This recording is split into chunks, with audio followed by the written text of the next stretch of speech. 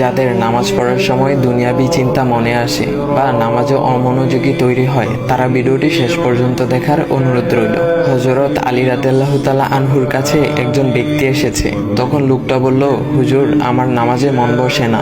নামাজে দাঁড়ালে আমার দুনিয়াবি নানা চিন্তা আসে। হুজুর, আমার এই নামাজ কি আল্লাহ তাআলা কবুল করবেন? তখন হযরত আলী রাদিয়াল্লাহু তাআলা আনহা বলেছেন, না, তোমার নামাজ কবুল হবে না।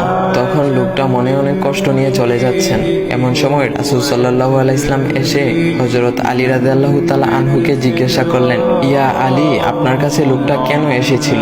এসে দেখি মন খারাপ করে চলে গেল। কেন, কি হয়েছে আমাকে বলুন। তখন আলী রাদিয়াল্লাহু তাআলা আনহু বলেন, তিনি আমার কাছে জানতে এসেছেন যে নামাজে দুনিয়াবি চিন্তা আসলে নামাজ হবে কিনা।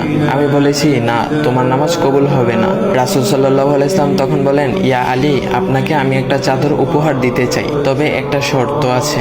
আলী রাদিয়াল্লাহু তাআলা আনহু খুশি হয়ে বলেন, ইয়া রাসূলুল্লাহ, কি শর্ত তা বলুন, আমি আপনার সকল শর্ত মেনে নিব। বুঝতেই তো পারছেন রাসূল সাল্লাল্লাহু আলাইহি ওয়াসাল্লামের চাদর বলে কথা। তখন রাসূল সাল্লাল্লাহু আলাইহি ওয়াসাল্লাম বললেন, ইয়া আলী, আপনি যদি এই মুহূর্তে 2 রাকাত নামাজ একনিষ্ঠভাবে পড়তে পারেন দুনিয়াবি সকল চিন্তা দূর করে, তাহলে আমি আপনাকে সেই চাদরটি উপহার দেব। আলী রাদিয়াল্লাহু তাআলা আনহু বলেন, এটা তো সাধারণ ব্যাপার। আলী রাদিয়াল্লাহু তাআলা আনহু তখন নামাজে দাঁড়িয়ে গেলেন আর তিনি নামাজ পড়তে শুরু করলেন। এমন সময় তার মনের মধ্যে শুধু ভাবনা চিন্তা আসতে শুরু করলো, আচ্ছা, আমাকে যে রাসূল সাল্লাল্লাহু আলাইহি ওয়াসাল্লাম যে চাদরটা দিবেন, সেটা কি ফাতিমার চাদর নাকি রাসূল সাল্লাল্লাহু আলাইহি ওয়াসাল্লামের? আচ্ছা, চাদরখানা দেখতে কেমন হবে?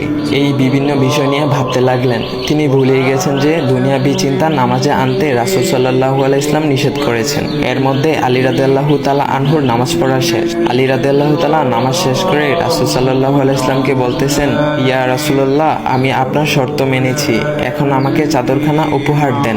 রাসূল সাল্লাল্লাহু আলাইহি ওয়াসাল্লাম বলেন, ইয়া আলী, আপনি কি একনিষ্ঠভাবে দুনিয়াবি চিন্তামুক্ত ছাড়া 2 রাকাত নামাজ পড়েছেন? তখন আলী রাদিয়াল্লাহু তাআলা আনহা মুচকি হেসে বললেন, না ইয়া রাসূলুল্লাহ, আমি আপনার চাদর নিয়ে অনেক কিছুই ভেবেছি। তখন রাসূল সাল্লাল্লাহু আলাইহি ওয়াসাল্লাম বলেন, ইয়া আলী, নামাজ তোমারও হয়েছে, আর তুমি যাকে নামাজ হবে না বলে ফতোয়া দিয়েছো, তার নামাজও আল্লাহ তাআলা কবুল করে নিয়েছেন। শোনো আলী, দুনিয়াবি চিন্তা দ্বারা নামাজ বাতিল হয় না, নামাজ মহান আল্লাহ তাআলা কবুল করে নেন। সকল ফরজ নিয়ম কানুন মেনে নামাজ পড়লে নামাজ হবে ইনশাল্লাহ। তবে আমাদের সকলের উচিত নামাজ আদায় করার সময় একমাত্র আল্লাহকে স্মরণ করে নামাজ আদায় করা। নামাজে দাঁড়ালে দুনিয়াবি চিন্তা মাথায় আসে, এটা শয়তানের একটা ফাঁদ। আল্লাহ তাআলা আমাদের সকলকে শয়তানের কুমন্ত্রণা থেকে হেফাজত রাখুক এবং সঠিকভাবে মনোযোগের সাথে নামাজ আদায় করার মতো তৌফিক দান করুক। সবাই বলি আমিন। চাইলে ভিডিওটা আপনি অন্যদের কাছে শেয়ার করতে পারেন, এতে অন্যদের ভুল ভ্রান্তিগুলো দূর হবে।